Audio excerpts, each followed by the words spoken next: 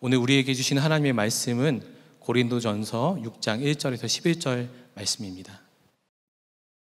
여러분 가운데서 어떤 사람이 다른 사람과 소송할 일이 있을 경우에 성도들 앞에서 해결하려 하지 않고 불의한 자들 앞에 가서 재판을 받으려 한다고 하니 그럴 수 있습니까? 성도들이 세상을 심판하리라는 것을 여러분은 알지 못합니까? 세상이 여러분에게 심판을 받겠거늘 여러분이 아주 작은 사건 하나를 심판할 자격이 없겠습니까? 우리가 천사들도 심판하리라는 것을 알지 못합니까? 그러한데 하물며 이 세상 일이야 말할 나위가 있겠습니까? 그러니 여러분에게 일상의 일과 관련해서 송사가 있을 경우에 교회에서 멸시하는 바깥 사람들을 재판관으로 앉히겠습니까? 나는 여러분을 부끄럽게 하려고 이 말을 합니다. 여러분 가운데는 신도 사이에서 생기는 문제를 해결하여 줄 만큼 지혜로운 사람이 하나도 없습니까? 그래서 신도가 신도와 맞서 소송을 할 뿐만 아니라 그것도 믿지 않는 사람들 앞에 한다는 말입니까? 여러분이 서로 소송을 제기하는 것부터가 벌써 여러분의 실패를 뜻합니다. 왜 차라리 불의를 당해주지 못합니까?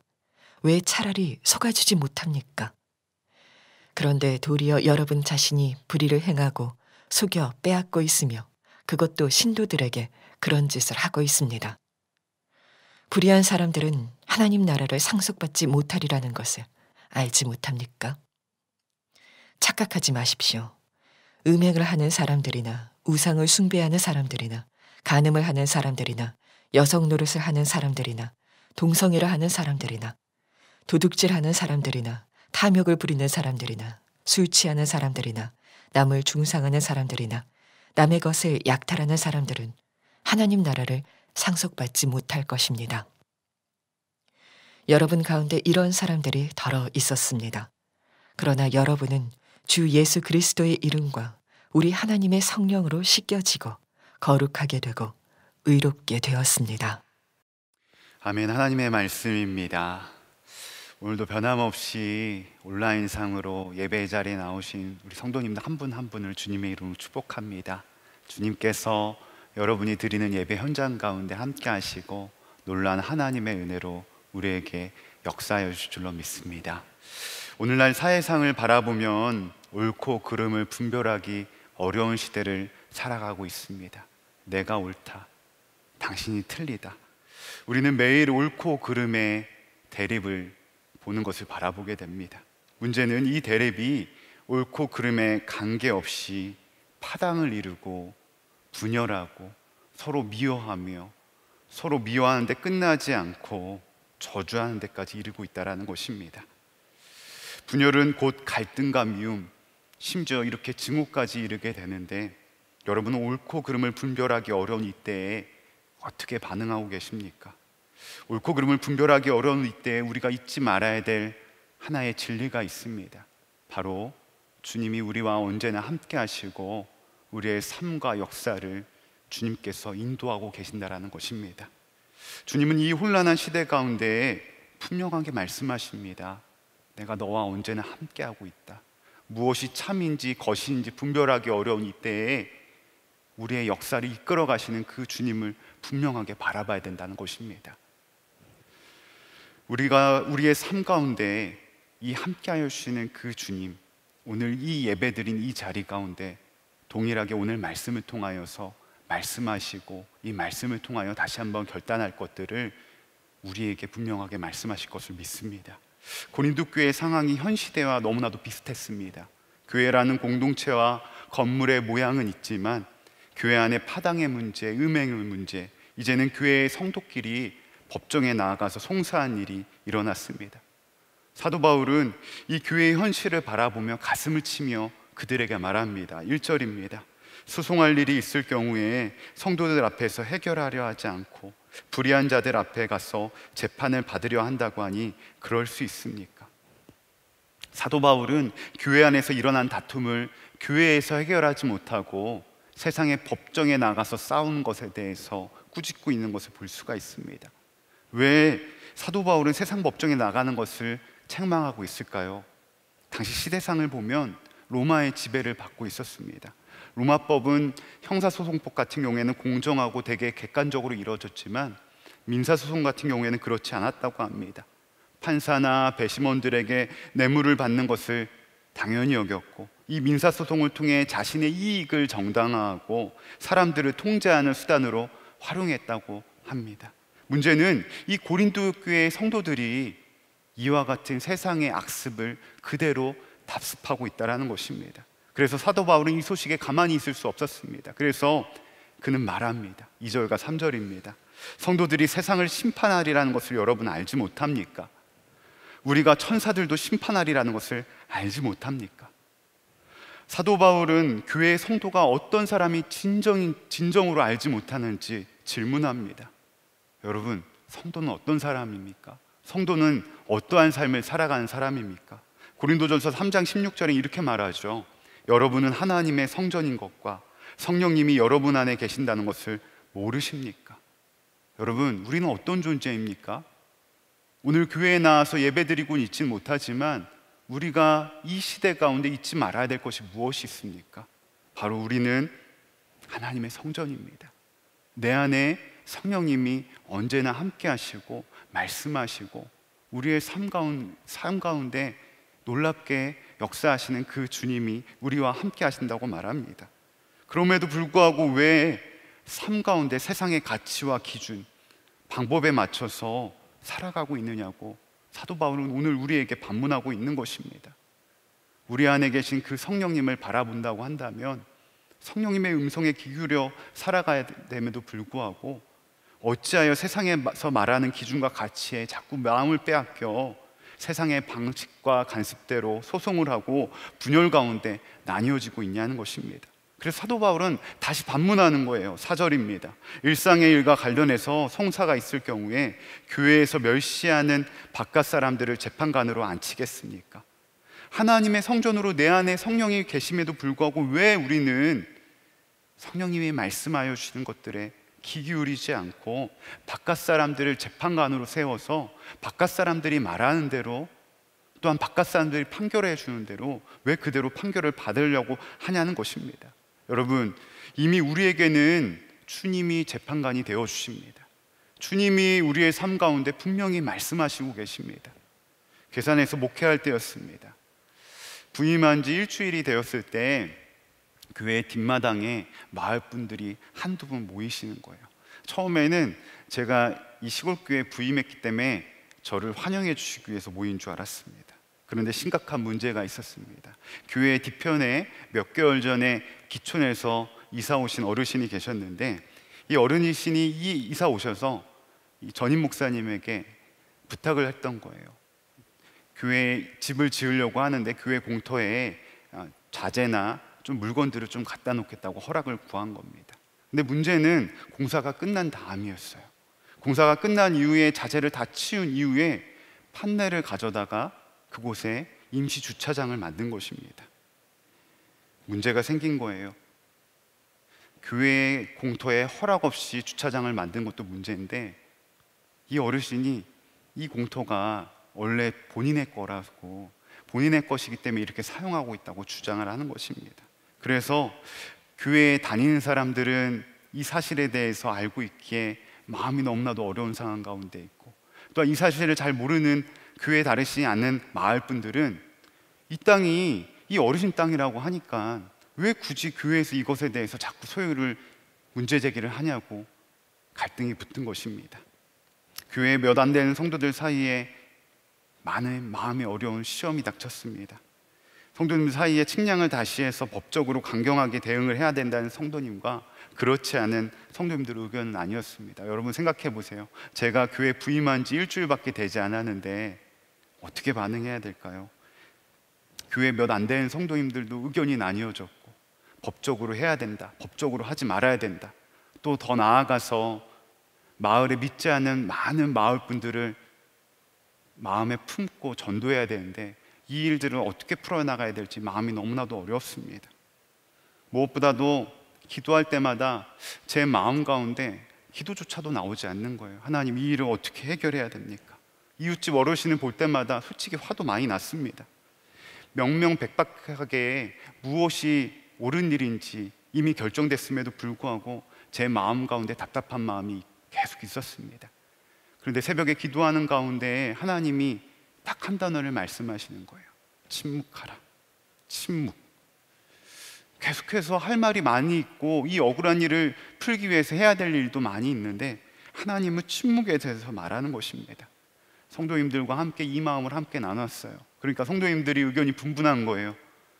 아니, 법적으로 이걸 따져도 정말로 모자를 판에 침묵하라고 하니. 하지만 제가 부임한 지 별로 안 됐고 목사님이 계속해서 그렇게 하자고 말씀하시니 함께 침묵하고 기도하기로 했습니다. 침묵하자 더 많은 일들이 일어났습니다. 거봐, 교회 땅 아닌 줄 알았어. 그러니까 저렇게 아무 말도 안 하고 있지. 많은 근거 없는 유언비어와 비난이 더 되었습니다. 이 사실이 이제 거의 잊혀질 정도로 시간이 지났을 때 어느 날이었습니다. 이웃집 어르신이 판넬로 지은 이 주차 건물을 스스로 뜯어내기 시작하는 것입니다. 이유인즉 군청에서 측량을 위해서 항공 촬영을 했는데 이 건물이 불법 구조물로 발견되어서 시정명령을 받으신 것입니다. 다시 마을에 소문나기 시작했어요. 그 땅이 본래 교회 땅이래. 그 양반이 속이고 다닌 거야. 하나님께서 왜 침묵을 말씀하셨는지 깨닫는 순간이었습니다. 여러분, 하나님이 성전이 된 우리에게는 공정한 하나님의 재판관이 계십니다. 만약 제가 주님의 뜻을 물어보지 않고 계속해서 억울하다고 성도님들의 말처럼 법적인 방법을 동원하였다면 어떻게 되었을까요? 근거 없는 유언비어에 내가 나가서 그것에 대해서 일일이 다 말하고 다녔으면 어떻게 되었을까요? 아마도 그 작은 시골 마을에 분열이 더 되어지고 무엇보다도 전도의 문이 막혔을 것입니다. 더욱이 이웃집 어르신에게 복음을 전할 수도 없었을 것입니다. 그러므로 오늘 말씀에 사도 바울이 이렇게 말하는 것을 볼 수가 있어요. 7절입니다. 여러분이 서로 소송을 제기하는 것부터 벌써 여러분은 실패를 뜻합니다. 사도 바울은 서로 소송을 제기하는 것부터 실패라고 말합니다. 저는 소송뿐만 아니라 분열하는 것, 싸우는 것, 이것이 실패라고 생각이 듭니다. 왜 실패입니까?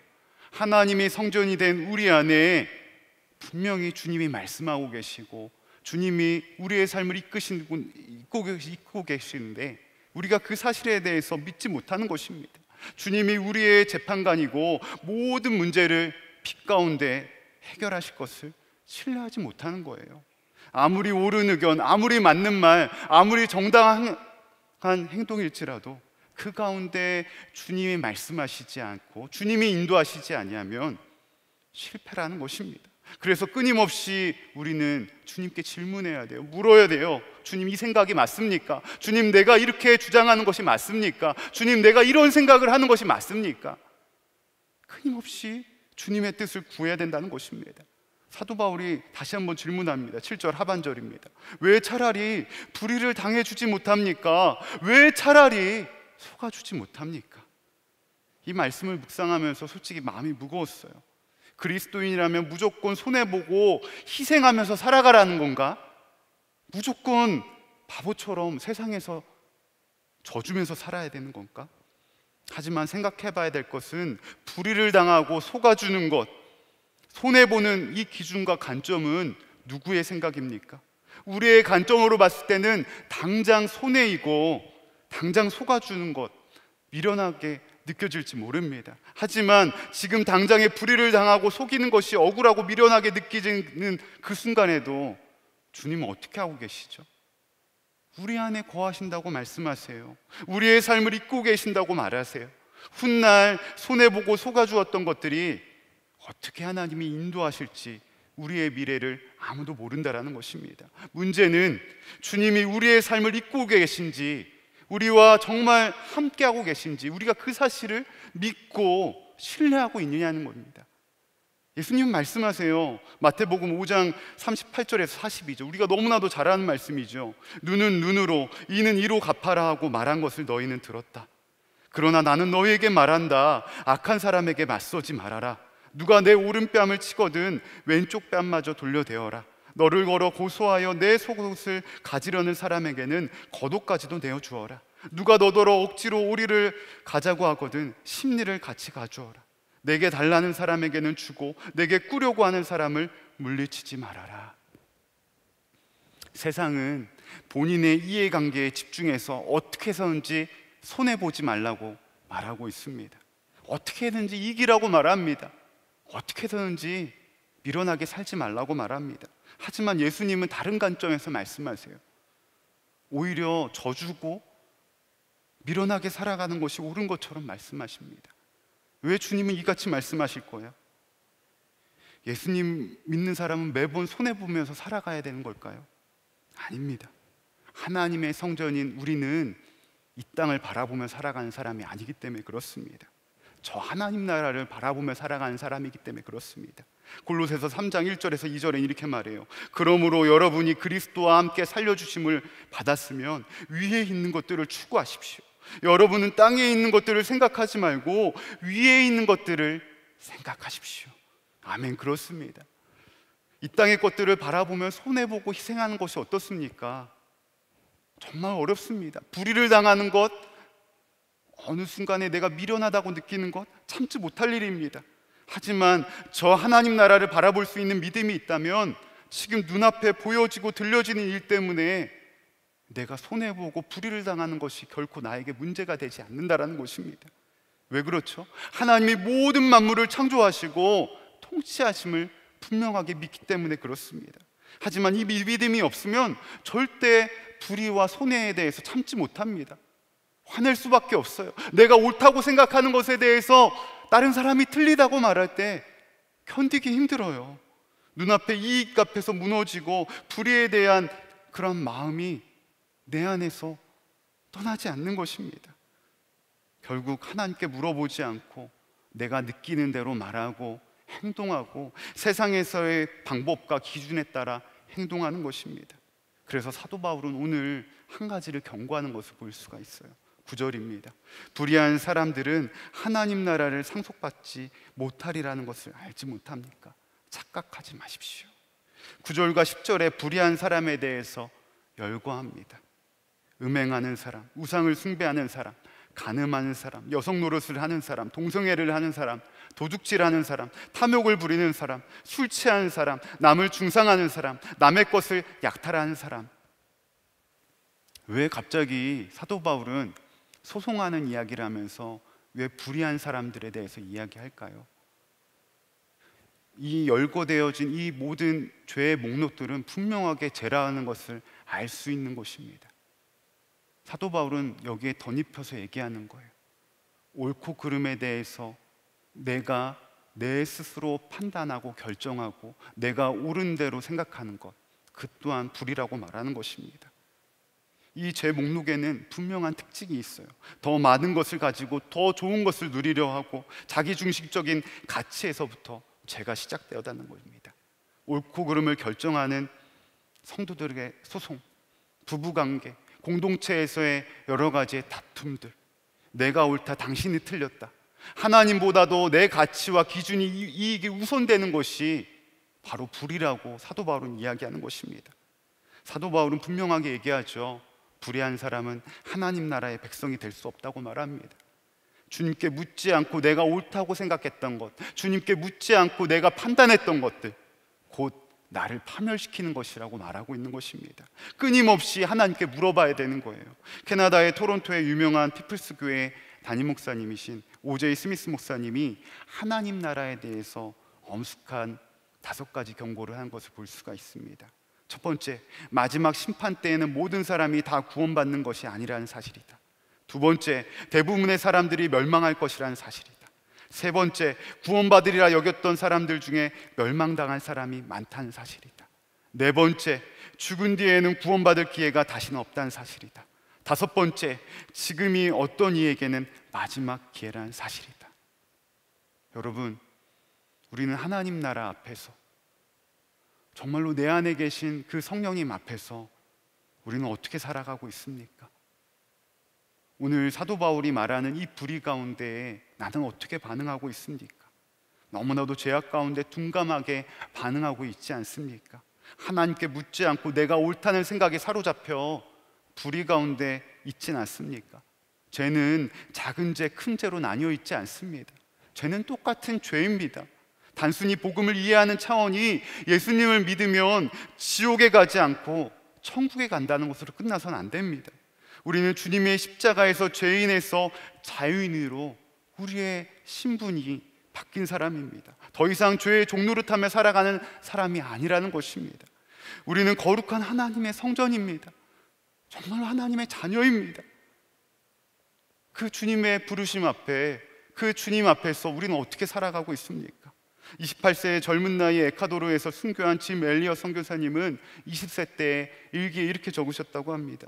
주님은 제게 주님을 섬길 수도 있고 제 길을 갈 수도 있는 절대적인 자유를 주셨음을 압니다.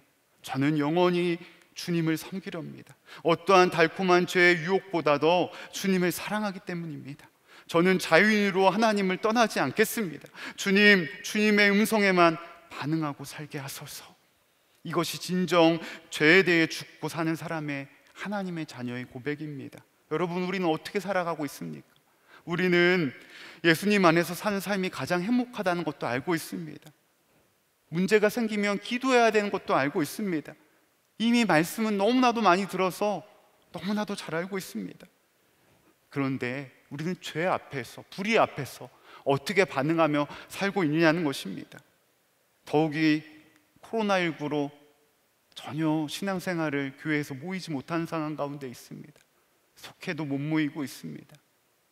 지난주 신방을 하면서, 전화 신방을 하면서 교회 못 모이니까 너무나도 영적으로 힘들다고 하는 성도님들 이야기도 들었습니다. 여러분, 모이지 못한 이때에 정말로 신앙에 주님께서 우리를 자유인으로 주님의 십자가의 은혜로 허락하여 주셨는데 그 자유를 어떻게 누리며 살아가고 계십니까? 주님 앞에 나아갈 때마다 마음속에 허락하시는 거룩한 부담감이 있지 않습니까? 분명 주님이 말씀하셨는데 움직이지 않고 계속 머물기만 하는 것이 있지 않습니까? 내 안에 계속해서 반복적으로 짓는 죄의 문제가 있지 않습니까? 계속 머물기만 하는 것, 일종의 주님 앞에서 반항입니다. 가정에서, 일터에서, 삶의 영역 속에 주님이 주시는 마음 가운데 순종하지 못하는 것이 무엇이 있습니까? 그만큼 불의한 자로 남으면 하나님 나라를 유업으로 받지 못합니다. 사도 바울은 불의에 벗어나 순종을 본인이 어떻게 했는지 말씀을 통해서 말해요. 고린도전서 9장 27절에 이렇게 말합니다. 내가 내 몸을 쳐 복종하게 함은 내가 남에게 전파한 후에 자신이 도리어 버림을 당할까 두려워함이로다. 사도 바울이 어떻게 해서 복종을 했다고 말하죠? 자신의 몸을 쳐서 복종했다고 말합니다. 우리는 예수님과 동행해야 된다는 거 너무나도 잘 알아요. 우리의 삶 가운데 주님이 함께 한다는 것도 너무나도 잘 알고 있어요. 근데 그 말씀 앞에서 우리는 어떻게 반응하고 있냐는 것입니다. 죄의 습관에 벗어나야 되는 그 순간,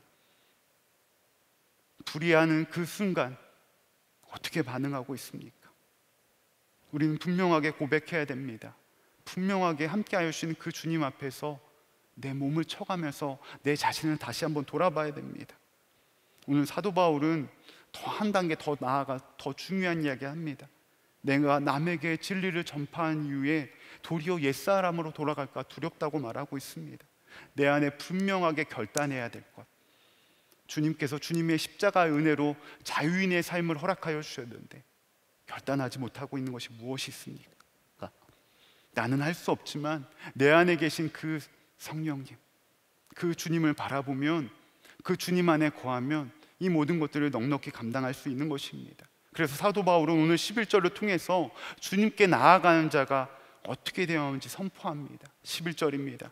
여러분은 주 예수 그리스도의 이름과 우리 하나님의 성령으로 씻겨지고 거룩하게 되고 의롭게 되었습니다. 그렇습니다.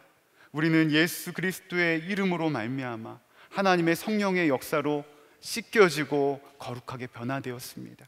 그럼 우리는 어떤 사람이 된 것입니까? 하나님이 성전이 된 거예요. 이제는 더 이상 죄의 습성과 악행에서 벗어나 하나님의 성전으로서 더욱더 주님 안에서 주님께 옳고 그름을 분별하며 나아가야 됩니다. 무엇이 그토록 우리의 삶 가운데 옳고 그름의 문제에 있어서 내가 원하는 뜻대로 살아가게 합니까? 옳고 그름의 문제에 빠져 불의를 정당하고 있지는 않습니까? 속히 내 안에 계신 그 주님, 그 주님으로 말미암아 다시 한번 씻겨지고 거룩해지고 의롭게 되어야 될 순간입니다. 사랑하는 여러분, 주님이 우리를 깨끗게 하십니다. 주님이 우리를 거룩해 하게 하십니다. 우리가 분명하게 붙들어야 될 것, 우리를 하나님의 성전으로 삼아 주셨는데 그 성전된 삶을 어떻게 살아가고 있냐는 것입니다.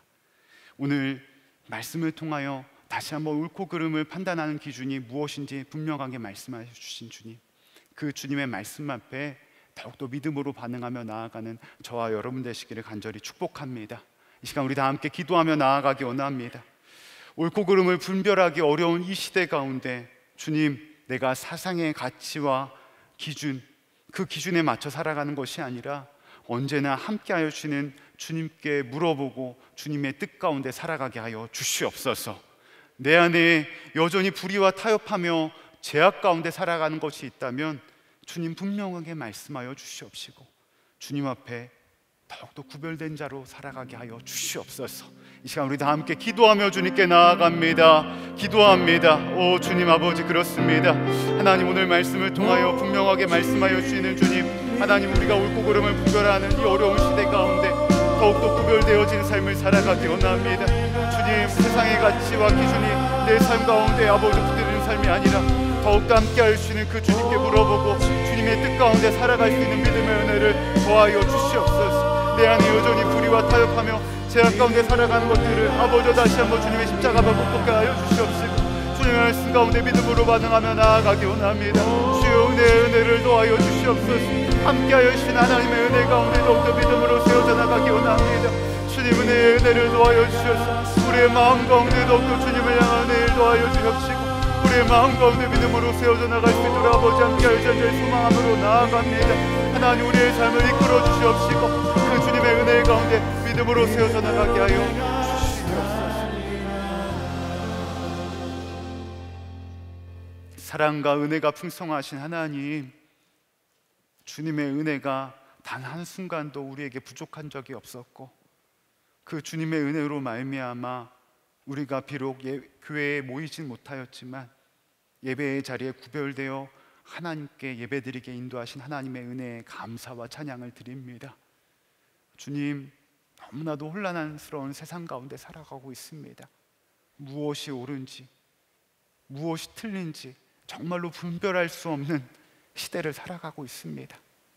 주님, 바라기 원하는 것은 세상에서 보여지고 들려지고 세상의 가치와 기준에 따라 내가 판단하고 결정하는 것이 아니라 하나님의 성전으로 부르시는 주님, 우리와 언제나 함께하여 주시는 그 주님, 그 주님을 더욱더 바라볼 수 있는 믿음의 눈을 더욱더 열어 주시옵소서. 무엇보다도 세상이 너무나도 어려운 때를 보내고 있습니다. 주님, 정말로 쉽게 생각하고 판단하고 분노하지 않기 원합니다. 정말로 주님께 먼저 물어보고 판단하고 생각하고 행동하기 원합니다. 무엇보다도 하나님, 이 나라 이 민족을 주님의 손에 맡겨드립니다. 코로나19로 인하여 많은 사람들이 불신과 불평과 원망 가운데 살아가고 있는 것을 바라보게 됩니다. 주님, 우리 또한 그 원망 가운데 동승하지 않게 하여 주시옵소서. 우리 마음 가운데 분명하게 함께 하여 주시는 그 주님을 바라보고 그 주님께 먼저 묻고 판단하고 나아가게 하여 주시옵소서. 특별히 코로나19로 신음하고 있는 많은 어려운 이들을 주님의 손에 맡겨드립니다. 주님, 속히 주의 보혈로 깨끗이 씻겨 주시옵소서. 이 나라 이 민족 가운데 아버지, 코로나19가 속히 종결되어지는 은혜의 역사를 허락하여 주시옵소서. 그리하여 주님, 우리가 함께 모여 예배드리고 함께 주님만을 높여드리는 그 시간이 속히 오기를 원합니다. 이를 위해서 하나님, 우리가 더욱더 마음을 다하여서 하나 되어지게 하여 주시옵시고 하나님, 우리가 교회로 모이지 못한 이때에 더욱더 주님과 동행하게 하여 주시옵소서. 특별히 아버지, 저 북한 땅을 위해서 기도하며 나아갑니다.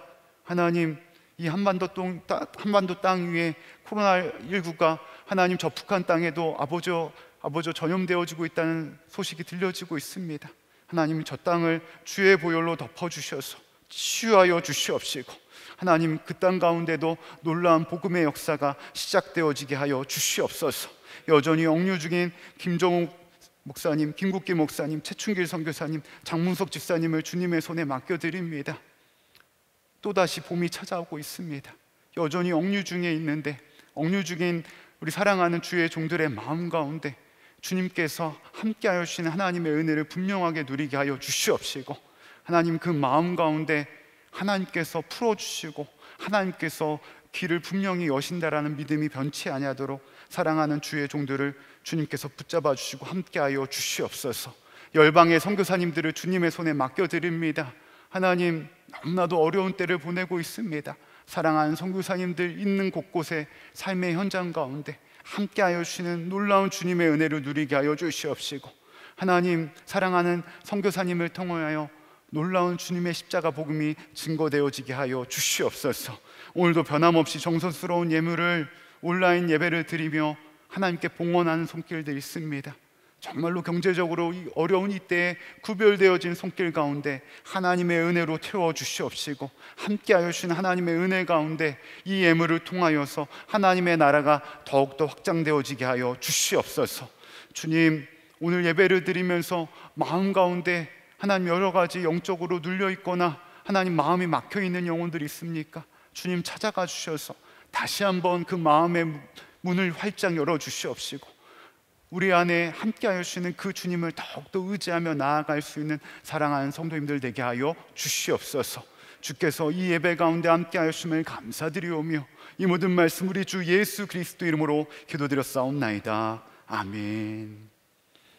시간 다 함께 찬양하며 주님께 나아가도록 하겠습니다.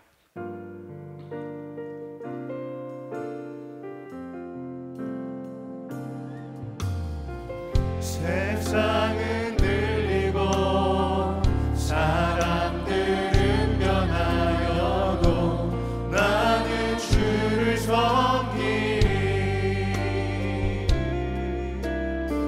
주님의 사랑은 영원히 변하지 않네. 나는 주를 신뢰해.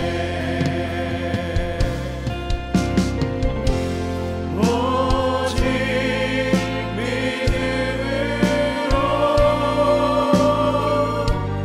믿음으로 내가 살리라. 오직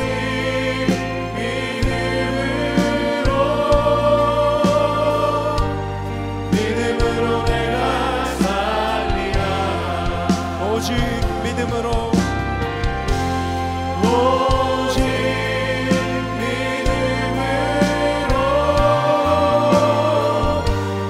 믿음으로 내가 살리라. 오직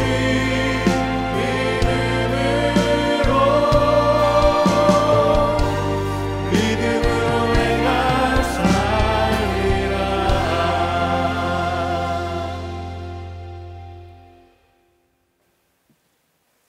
이제는 우리 주 예수 그리스도의 크신 은혜와 하나님 아버지의 무한하신 사랑과 성령님의 교통하심이,